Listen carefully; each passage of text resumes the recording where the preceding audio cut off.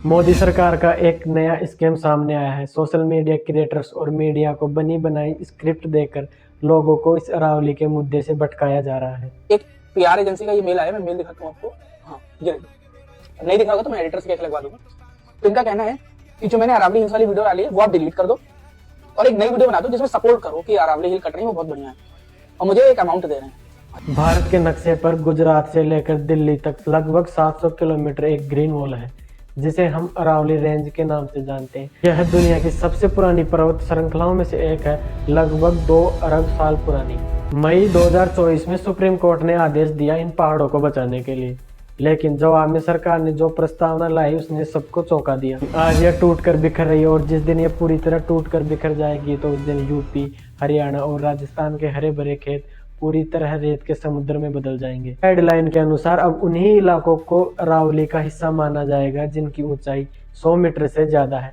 सुनने में तो यह सही लगता है, लेकिन इसमें सबसे बड़ा स्कैम छुपा है। पूरी दुनिया में पहाड़ की ऊंचाई सी लेवल से नापी जाती है, लेकिन यहाँ सरकार बोलती है कि उसकी ऊंचाई उसके आसपास के इलाकों से ही नापी जाएगी। यहाँ फॉरेस्ट सर्वे ऑफ इंडिया का डाटा कहता है कि 1281 पहाड़ी में से सिर्फ 8.7% ही पहाड़ी इस 100 मीटर वाली शर्त को पूरा कर पाती है। यानी एक ही झटके में अरावली के 90% भाग को सरकारी कागजों में पहाड़ी मानने से ही इनकार कर दिया गया।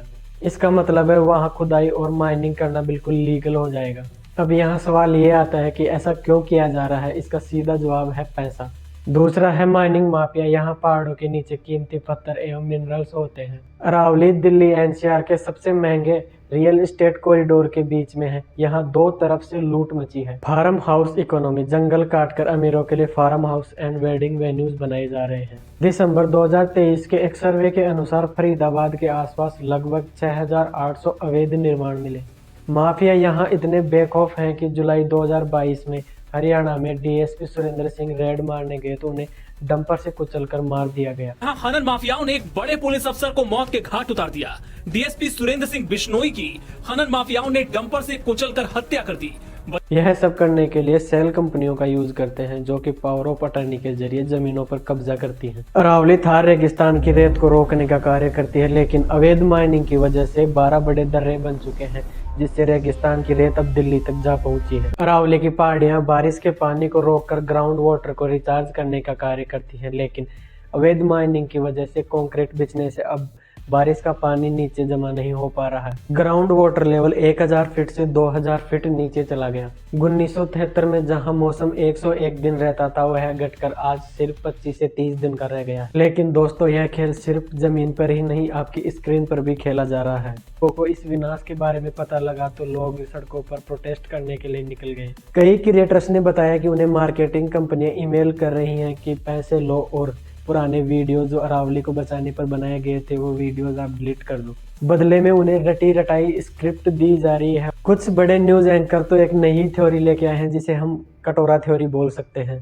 उनका कहना है कि दिल्ली में पॉल्यूशन इसलिए है क्योंकि दिल्ली को तीनों तरफ से पहाड़ियों ने घेर रखा है, जिससे हवा बाहर नहीं जाती। सोचिए जरा, जो पहाड़ सदियों से धूल और प्रदूषण से बचा रहे थे, उन्हें ही आज मीडिया प्रदूषण का कारण बता रही है। यह नैरेटिव इसलिए बनाए जा रहे हैं ताकि कल को अगर पहाड़ों को काटा जाए तो दिल्ली की जनता चुप रहे। यह कहानी सिर्फ अरावली की ही नहीं है, पैटर्न पूरे देश में चल रहा है। मुंबई को ही देख लीजिए, जहां एक कोस्टल रोड बनाने के लिए 45,000 मैनग्रोव्स को काटे जा रहे हैं, और गुजरात में ग्रीन क्रेडिट के नाम पर अडानी ग्रुप को जमीन दे दी गई।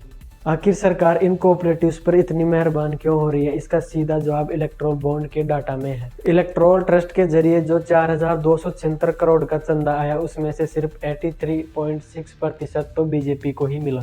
यह सीधा गिव एंड टेक वाला मॉडल है। चंदा दो और बदले में देश के पहाड़ और जंगल ले लो।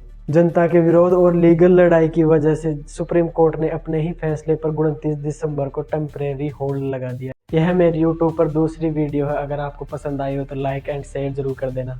Bye bye.